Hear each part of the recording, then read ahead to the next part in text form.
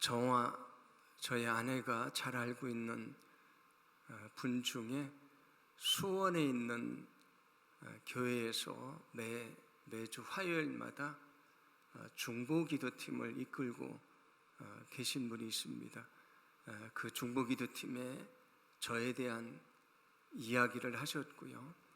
제가 처음에 아플 때부터 지금 수년간 저를 위해서 그 기도팀에서 열심히 기도를 해 주고 계십니다.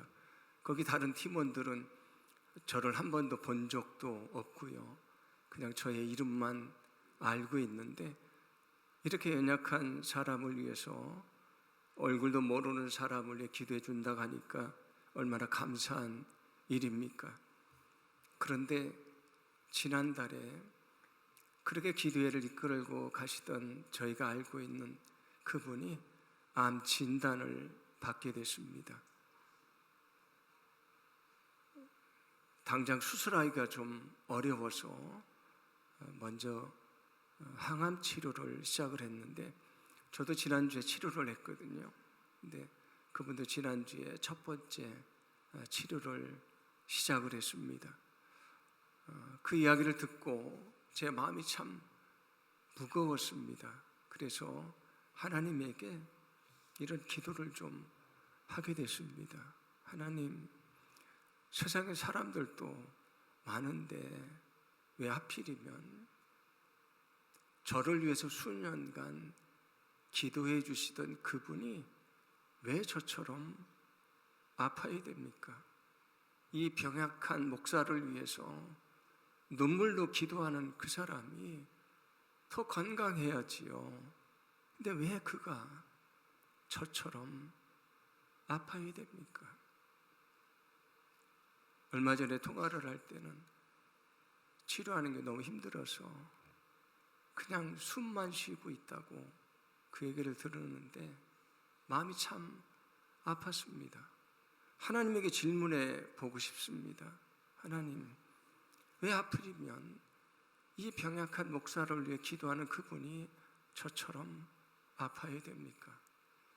우리가 인생을 살다 보면 우리가 설명할 수 없고 이해할 수 없는 인생의 고난의 시간이 예고 없이 찾아옵니다. 그것은 믿음을 가진 사람이든 믿음을 갖지 않은 사람도 마찬가지입니다. 누구에게나 그 고난의 시간이 찾아옵니다. 아무도 그것을 외면할 수가 없는 것입니다. 이처럼 누구에게나 고난의 시간이 찾아온다면 그럼 중요한 것은 무엇입니까? 우리가 고난을 만났다는 것이 아닙니다. 누구에게나 고난이 찾아오고요, 하나의 고난을 이겨내면 또 다른 인생의 고난이 찾아옵니다. 그게 우리의 인생이지 않습니까? 그렇게 인생의 고난이 찾아오는데 누구에게나 그렇게 고난이 찾아온다면 더 중요한 것은 우리에게 고난의 시간이 찾아왔다는 것이 아닙니다. 어떻게 그 고난 앞에 설 것인가, 어떻게 그 고난을 이겨내는가가 훨씬 더 중요한 것입니다. 그리고 또 하나 우리가 깨달아야 되는 것이 있습니다. 세상 사람들은 고난이 찾아오면 쉽게 절망하고요, 자신과 다른 사람을 원망하기 시작을 합니다. 그리고 쉽게 포기할 때도 많이 있지 않습니까? 그런데 우리가 정말 믿음을 가지고 있다면 고난을 대하는 태도가 사람들과 달라야 됩니다. 왜냐하면 우리가 믿음을 가지고 있기 때문입니다. 믿음을 가진 자는 고난 앞에 다른 태도를 갖게 됩니다. 왜냐하면 누구에게나 고난이 찾아오지만 하나님이 그 고난을 통해서 우리에게 주시고자 하시는 하나님의 뜻이 있다는 것, 그 축복이 있다는 것을 우리는 알고 있기 때문입니다. 오늘 우리가 봉독한 말씀은 어떤 말씀입니까? 우리가 너무나 잘 알고 있는 말씀입니다. 아마 이 말씀을 다 외우시는 분들도 많이 계실 것입니다. 그런데 왜 이 말씀을 하셨는가? 누구에게 이 말씀을 하셨는가? 오늘 1절을 보시면 우리가 예수님을 믿고 죄사함을 받으면 하나님과 화평하게 된다고 말씀을 합니다. 그러니까 하나님과 화평해진 사람, 믿음을 가지고 구원받은 사람에게 주시는 축복을 말씀해 주시는데 2절 말씀입니다. 함께 봉독합니다. 우리는 또한 그리스도로 말미암아 지금 서 있는 이 은혜의 자리에 믿음으로 나오게 되었으며 하나님의 영광에 이르게 될 소망을 품고 자랑을 합니다. 아멘. 여기 믿음으로 구원받아 하나님의 자녀가 된 사람에게 주시는 축복이 무엇입니까? 그것은 소망을 품게 되는 것입니다. 믿음을 가진 사람의 특징이 뭐냐면 소망을 갖는 것입니다. 왜냐하면 믿음에는 소망이란 요소가 있기 때문입니다. 성경에서 믿음을 뭐라고 말합니까? 믿음은 바라는 것의 실상이고 보이지 않는 것의 증거라고 말하지 않습니까? 우리가 정말 바라는 소원, 우리가 지금 손으로 잡을 수 없지만 그게 나에게 이루어질 것을 소망하는 것, 그게 믿음입니다. 그래서 우리가 정말 믿음을 가지고 있다면 무엇을 갖게 되냐면 소망을 갖게 됩니다. 그런데 이 땅에 많은 그리스도인들이 나는 믿음으로 구원받았다, 나는 하나님의 자녀가 됐다 라고 말하지만 조그만 고난이 찾아와도 그 고난 앞에서 쉽게 무너집니다. 절망하고 낙심하고 원망하고 포기합니다. 그런데 믿음을 가진 사람은 소망을 갖게 된다는데, 내가 믿음을 가지고 있다가 말하면서 쉽게 무너진다면 우리의 믿음을 되돌아봐야 됩니다. 나는 정말 믿음이 있는 것인가? 내 믿음은 온전한 믿음인가? 여러분, 우리가 정말 믿음을 가지고 있다면 우리는 소망을 품게 된다는 것을 결코 잊지 마시기를 바랍니다. 여러분, 이 믿음은 우리가 평안할 때는 드러나지 않습니다. 누구나 다 믿음이 다 좋아 보이지 않습니까? 그런데 그 믿음이 언제 드러나는가? 인생의 고난이 찾아올 때에, 위기가 찾아올 때에 그 믿음이 드러나게 되어 있습니다. 만약에 우리가 위기가 찾아왔다고, 인생의 고난이 찾아왔다고 쉽게 무너진다면 우리의 믿음을 되돌아 봐야 됩니다. 초대교인들은 죽음 앞에서도 그 믿음을 포기하지 않았습니다. 왜 그렇습니까? 내가 지금 죽지만 천국에 갈 수 있다고 하는 믿음이 있었기 때문입니다. 믿음이 있으니까 소망을 버리지 않았고요, 그들은 죽음 앞에서도 찬양할 수 있었던 것입니다. 빛은 어둠 속에 더 빛나게 되어 있습니다. 우리가 정말 믿음을 가지고 있다면 인생의 고난과 위기 속에 그 믿음이 더 빛나게 된다는 것을 여러분 결코 잊지 않기를 간절히 소망합니다. 그러므로 정말 믿음을 가진 사람은 고난 앞에서 다른 태도를 가지고 있어야 됩니다. 오늘 성경이 우리에게 그것을 말씀해 줍니다. 오늘 3절 전반절인데 제가 봉독해 드립니다. 다만 이뿐 아니라 우리가 환난 중에도 즐거워하나니. 아멘. 우리에게 환난이 찾아오는데 어떻게 한다고 말씀합니까? 나는 즐거워한다. 어떻게 고난이 찾아왔는데 즐거워합니까? 그 이유가 무엇입니까? 고난은 고난으로 끝나는 것이 아니고 하나님의 고난을 통해 주시고자 하시는 하나님의 뜻이 있고 축복이 있다는 것을 믿기 때문입니다. 고난을 통해 주시고자 하시는 소망이 있기 때문에 우리는 고난을 기뻐할 수 있는 것입니다. 고난이 찾아올 때에 하나님이 나를 통해 무슨 일을 하려고 준비하고 시작하셨구나, 그 믿음이 있으니까 기뻐할 수 있는 것입니다.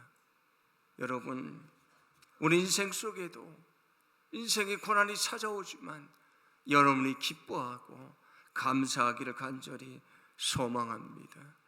여러분 고난 속에서 기뻐하고 감사하시기 바랍니다. 이게 정말 믿음을 가진 사람의 고난을 대하는 태도라고 하는 것입니다. 여러분 요셉은 어떤 사람입니까? 그는 형제들의 미움을 받고요, 애굽의 노예로 팔려갔습니다. 얼마나 비참합니까? 억울하게 누명을 쓰고 그는 감옥에 갇히게 됐습니다. 그런데 그 땅에 기근이 찾아왔는데 하나님이 그에게 꿈을 잘 해몽하는 지혜를 주셔서 애굽 땅의 총리가 됩니다. 그리고 기근이 찾아왔을 때에 애굽 땅만 살린 것이 아니고요, 저 가나안 땅에 살고 있었던 자기의 아버지와 자기 가족들도 살리지 않습니까? 그때 그 형제들이 그가 애굽의 총리가 된 것을 보고 혹시 우리를 죽이지 않을까 두려워할 때에 그가 하는 말이 있습니다. 창세기 45장 5절인데 함께 봉독합니다. 그러나 이제는 걱정하지 마십시오. 자책하지도 마십시오. 형님들이 나를 이곳에 팔아 넘기긴 하였습니다만 그것은 하나님이 형님들보다 앞서서 나를 여기에 보내셔서 우리의 목숨을 살려주시려고 그렇게 하신 것입니다. 아멘. 왜 하나님이 나를 여기에 팔아버리시고 왜 내가 이렇게 고난을 받게 했는가? 오늘 요셉이 뭐라고 고백을 합니까? 이런 기근에 따가 올 것을 알고 나를 여기 보내셔서 우리 가족을 살리려고 하나님이 준비하셨던 것입니다. 요셉은 그 고난의 시간을 통과한 다음에 왜 내게 고난이 찾아왔는지 그 사실을 알게 됩니다. 그 고난의 뒤편에 하나님이 준비하신 놀라운 축복이 있다는 것을 알게 됐다, 그런 얘기입니다. 우리 인생을 살다가 인생의 고난의 시간이 찾아오지만 그러나 고난이 전부가 아닙니다. 그 뒤편에 있는 하나님의 축복을 보게 되기를 간절히 소망합니다. 그래서 성경은 이렇게 말씀하는데 로마서 8장 18절입니다. 생각하건대 현재의 고난은 장차 우리에게 나타날 영광과 비교할 수 없도다. 아멘. 내가 지금 당하는 고난은 하나님의 미래에 주실 축복에 비하면 비교할 수가 없는 것입니다. 예수님이 이 땅에 오셔서 고난 받으시고 멸시를 당하시고 십자가 달려 죽으시지 않습니까? 얼마나 비참합니까?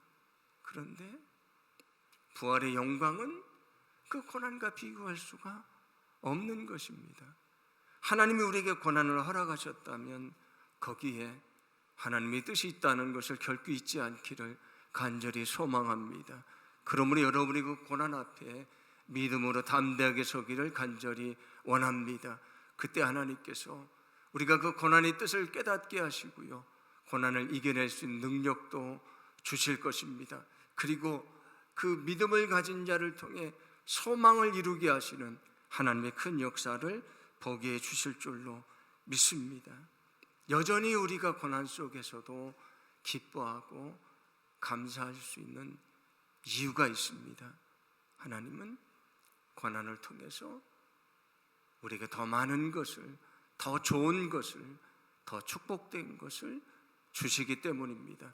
누구가 그것을 얻을 수 있는가? 믿음을 가진 자가 얻을 수 있는 것입니다. 여러분들이 힘들고 어려운 인생의 순간이 찾아오지만 믿음을 가지고 그 모든 과정을 이겨내시고 마침내 우리에게 소망을 이루게 하시는 하나님의 놀라운 축복을 보게 되기를 간절히 원합니다. 그리고 오늘 성경 두 번째는 고난 앞에서 어떻게 해야 되는가? 오늘 3절 후반절과 4절 전반절인데 제가 봉독해 드립니다. 이는 환난은 인내를, 인내는 연단을. 아멘. 여러분에게 환난이 찾아왔을 때에 어떻게 하라고 말씀합니까? 인내하라고 말씀을 합니다. 인내하는 것은 그 어려움을 참고 견디는 것이지 않습니까? 견디면 어떻게 되는가? 너희가 연단받게 될 것이다. 연단은 더 좋은 것으로 변화되고 성장되는 것을 말합니다. 만약에 너에게 고난이 찾아왔다면 그 고난을 인내해라. 왜냐하면 고난을 인내할 때에 너희가 성장하게 될 것이다. 만약에 고난을 인내하지 못하면 어떻다는 말씀입니까? 성장할 수가 없는 것이다.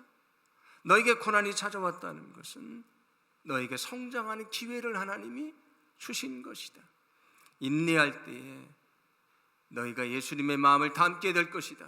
너희가 인내할 때에 예수님의 성품을 담게 될 것이다. 너희가 인내할 때에 변화받게 될 것이다. 너희가 인내할 때에 너의 믿음이 자라게 될 것이다. 이스라엘 백성들이 출애굽을 했는데 가나안 땅까지 10일이면 가는데 하나님은 그들에게 40년의 광야의 고난의 시간을 주십니다.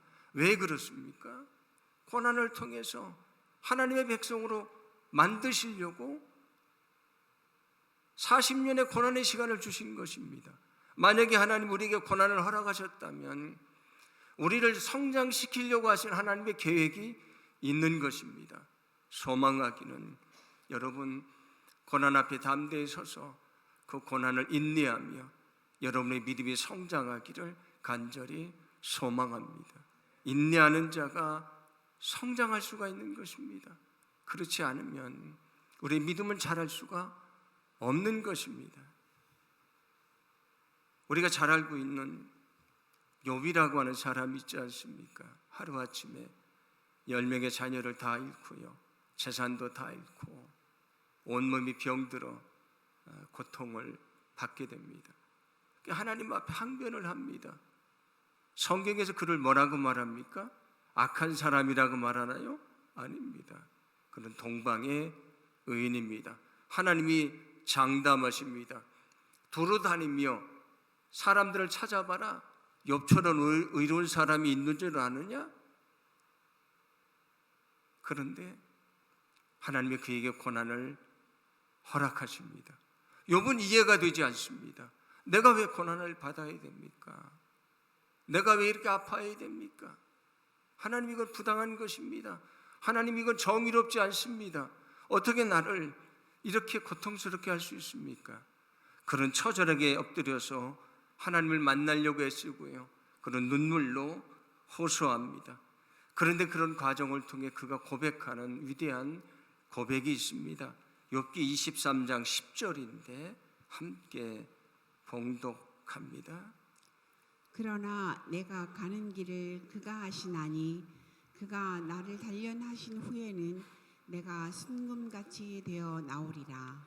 아멘.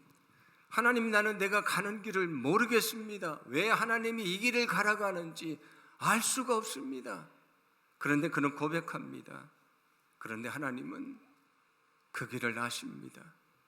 이 길은 마치 금덩어리가 풀무불을 지나서 순금이 되는 것처럼 나를 변화시키시고 온전케 하시는 과정인 것을 나는 알게 됐습니다. 그래서 그가 마지막 고백하는 것이 무엇입니까?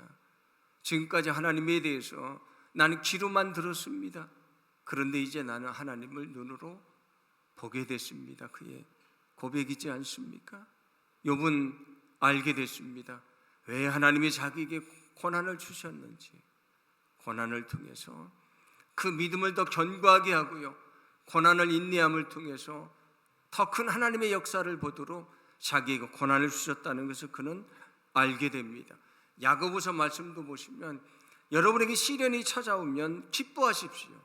그러면서 이런 말씀을 들려줍니다. 야고보서 1장 3절과 4절인데 제가 봉독해 드립니다. 이는 너희 믿음의 시련이 인내를 만들어내는 줄 너희가 알미라. 인내를 온전히 이루라. 이는 너희를 온전하여 구비하며 조금도 부족함이 없게 하려 함이라. 아멘. 너희가 시련이 찾아올 때에 어떻게 하라고요? 인내해라. 그 고난을 이겨내라. 그러면 너희가 온전하게 될 것이다. 더 좋은 믿음을 가진 사람으로 변화받게 될 것이다.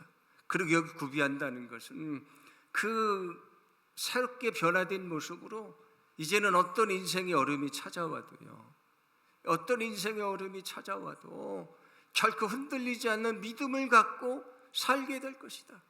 내가 너에게 고난을 준 것은 인내를 통해 그 믿음이 더 단단하라고 준 것이다. 너에게 인내하고 믿음이 더 단단해지면 세상에 어떤 시련이 찾아와도 너는 흔들리지 않게 될 것이다. 내가 너를 그렇게 만들어줄 것이다. 이것이 오늘 성경의 약속의 말씀입니다. 우리 인생에 고난이 찾아오지만 우리가 여전히 인내할 수 있는 이유가 있습니다. 비가 온 다음에 땅이 더 굳어지는 것처럼요, 인생의 고난을 통해서 우리는 더 단단한 믿음을 갖게 되기 때문입니다. 그러므로 여러분에게 고난의 시간이 찾아올 때 하나님 앞에, 하나님, 나의 믿음 없음을 불쌍히 여겨 주소서. 내가 믿음이 없어 두렵습니다. 내가 믿음이 없어 눈물이 납니다. 내가 믿음이 없어 포기하고 싶습니다. 하나님, 내게 믿음을 주소서.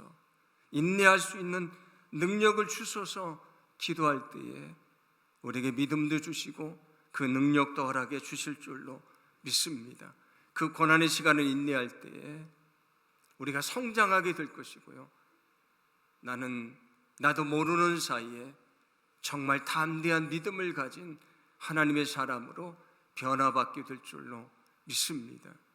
성경에 있는 많은 사람들은 그냥 저절로 하나님의 사람이 된 것이 아니고요, 고난의 시간을 통해서 그들이 다 하나님의 사람이 됐습니다. 모세도 그가 살인자가 돼서 미디안 광야에 도망을 가서 거기 40년 동안 살아가는 시간 속에서 더 단단한 하나님의 사람이 되지 않습니까? 다윗도 10년간이나 사울에게 쫓기는 고난의 시간을 통해 더 담대한 하나님의 일꾼이 되지 않습니까? 바울도 마찬가지지 않습니까? 수많은 죽음의 고기를 견디면서 그는 더 단단한 하나님의 일꾼이 될 수가 있었습니다. 그러므로 하나님이 우리에게 고난을 허락하셨다면, 나의 믿음을 더 단단하게 하시려고 하는 것이구나, 나에게 더 큰 믿음을 주시려고 하시는구나, 나를 더 성장시키려고 하시는구나, 이런 믿음을 가지고 여러분이 그 고난 앞에 담대하게 서기를 간절히 원합니다. 그때 우리가 성장하게 될 것이고요, 우리가 변화받는 놀라운 축복이 있게 될 줄로 믿습니다. 오늘 4절 말씀은 그렇게 인내하면 연단받게 될 것이고 성장하게 될 것이고, 성장하면 마지막에 뭐라고 말씀을 합니까? 소망을 이루게 될 것이다. 인내는 연단을 소망을 이룬다고 말씀해 주십니다. 마침내 고난을 통해 뭘 이룬다고? 소망을 이루게 된다. 여러분, 고난은 소망을 이루는 하나의 과정입니다. 우리는 어떻게 생각합니까? 하나님의 놀라운 축복이 하늘에서 금방 떨어지기를 기대하지 않습니까? 근데 성경은 우리에게 그런 축복을 말씀하지 않습니다. 그러면 예수님도 하나님 우편에 앉아서 거기서 우리를 구원하시면 되지 않습니까? 그런데 왜 예수님이 인간의 몸을 입고 이 땅에 오셨습니까? 왜 사람들이 예수님을 향해 침을 뱉고요, 주먹으로 때리고 모함을 하고 모욕을 하고 십자가에 달려 죽으시는 아픔을 경험하셔야만 했습니까? 고난을 통해서 소망을 이루기 때문입니다. 그러므로 여러분, 우리에게 고난이 찾아왔다면 하나님이 반드시 고난을 통과하는 것을 통해 우리에게 소망을 이루게 하신다는 사실을 잊지 않고, 여러분이 고난 앞에 절망하는 것이 아니고 어떤 고난 속에 있든지 여러분들의 소망을 잃지 않기를 간절히 원합니다. 여러분, 어떤 고난 속에 있든지 소망을 잃지 마시기를 바랍니다. 그런데 여기 중요한 것이 있습니다. 이 소망은 우리 자신의 소망만이 아닙니다. 그 고난을 통해 우리에게 주시려고 하는 하나님의 소망입니다. 예수님 왜 고난 받으셨습니까? 하나님의 소망, 영혼을 구원하시는 일을 이루시려고 고난을 받으십니다. 예수님 받으신 고난은 하나님의 소망을 이루는 길이었다는 말씀이 됩니다. 우리도 인생 속에 힘들고 어려운 시간을 살게 될 때가 있지만 우리가 믿음 안에 소망을 잃지 않을 때에 그 소망, 우리의 소망만이 아니고요, 하나님의 소망을 이루는 그런 귀한 역사가 있게 될 줄로 믿습니다. 하나님이 준비하신 놀라운 축복이 있습니다. 여러분, 그 하나님의 축복을 바라보고 인생이 힘들고 어려워도 거기 절망하지 마시고 가던 길을 포기하지 마시고 여러분 믿음의 길을 가기를 간절히 소망합니다.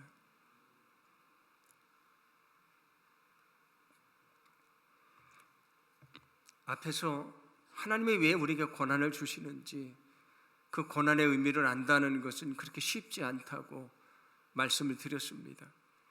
저도 그렇게 긴 인생을 살지 않았지만 그렇게 인생이 순탄하지 않았습니다. 어떤 분이 저보고 그러더라고요. 목사님 참 그 부잣집에서 고생 하나도 안 하고 기공자처럼 사신 것 같다고. 근데 그렇지 않았습니다.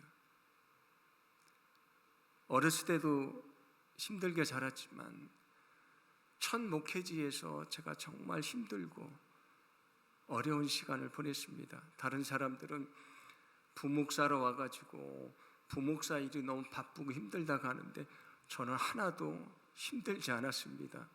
왜냐하면 첫 목회지에서 정말 상상할 수 없는 어려운 일을 겪었기 때문입니다.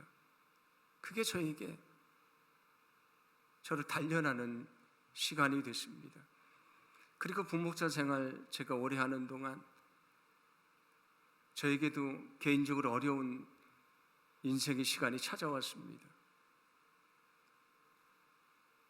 그것도 또 잘 견뎌내고 하나님 이렇게 좋은 교회 보내셔서 제가 목회를 하게 됐으니 얼마나 감사한 일입니까? 그런데 제가 이 교회에 부임해서 3년 만에 아프기 시작을 했습니다. 하나님에게 이해가 되지 않습니다.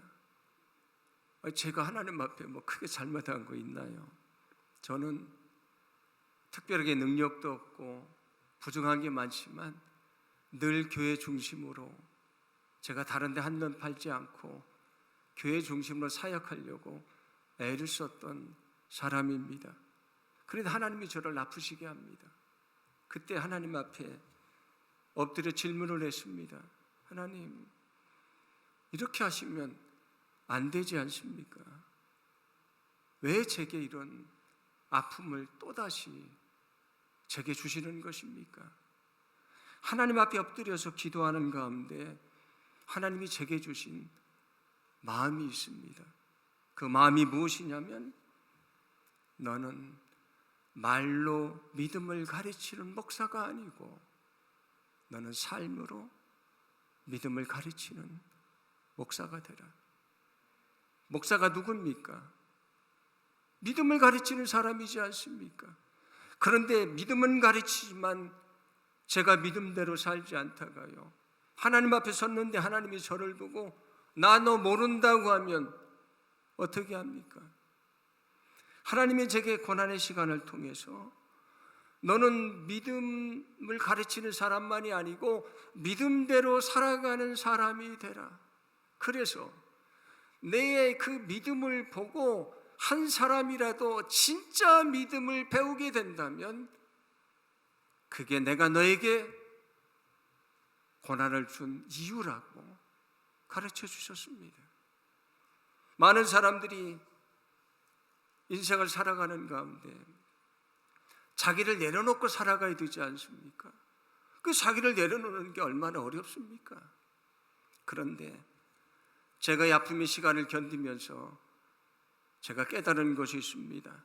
사역도 인생도 우리 계획대로 되는 것이 아닙니다. 우리 마음대로 할 수 있는 게 아닙니다. 그래서 하나님은 제게 모든 것을 내려놓는 마음을 갖게 하셨습니다. 이제 다 내려놔도 아무렇지도 않습니다. 그리고 제게 그 고난을 인내할 수 있는 용기를 주셨습니다. 마치 예수님께서 십자가의 고난을 인내하고 가셨던 것처럼 제게 연약하지만 믿음이 무엇인가? 믿음은 인내하며 그 길을 가는 것이라는 사실을 깨닫게 하셨고요, 그렇게 살게 하셨고, 그게 믿음인 것을 배우게 하셨습니다. 그리고 인생의 고난이 찾아오지만 여전히 소망을 품을 수 있는 그런 마음을 갖게 하셨습니다. 제가 이번 주 치료하면서 정말 어려운 시간을 보냈거든요. 어제 저희 아내가 제가 오늘 이제 힘드니까 어떻게 설교를 하지 걱정이 됐는지 제 발을 잡고 밤에 기도를 해줍니다. 저를 위해 기도를 해줍니다. 제 마음이 정말 힘들고 어려웠었는데 그 기도 때문에 제가 다시 용기를 갖게 됐습니다. 인생이라는 것이 무엇인가? 하나님의 사역이 무엇인가? 우리에게 늘 평안하고 좋은 길만 기다리고 있는 것이 아니고요, 그 고난 속에서 자기를 비우는 법을 배우고요, 그 고난을 인내하는 법을 배우고 어떤 상황 속에서도 흔들리지 않는 소망을 갖는 것, 그게 믿음입니다. 저는 고난 속에서 제 믿음을 되돌아봤습니다. 나는 정말 나를 포기하고 살고 있는가? 아니, 그렇게 살지 않았습니다. 그런데 그것을 알게 됐습니다. 믿음이란 무엇인가? 고난이 찾아와도 인내하며 가는 것이 믿음입니다. 그 믿음을 알게 됐습니다. 끝까지 포기하지 않는 소망을 갖는 그 믿음을 갖게 됐습니다.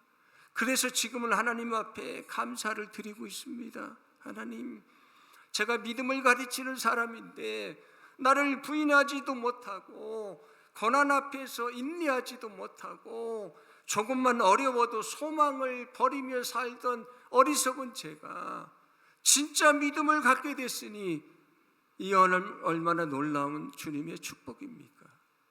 하나님은 늘 우리에게 가장 좋은 것을 주십니다. 제가 이 땅에서 건강하고 평안하게 살다가 하나님의 나라에 가야 되는데 믿음을 잃어버리면 무슨 의미가 있습니까? 제가 병들고 고통스럽고 어려워도 그 믿음을 갖게 됐다면 여러분, 그게 축복이지 않겠습니까? 여러분, 누구에게나 인생의 고난의 시간이 찾아옵니다.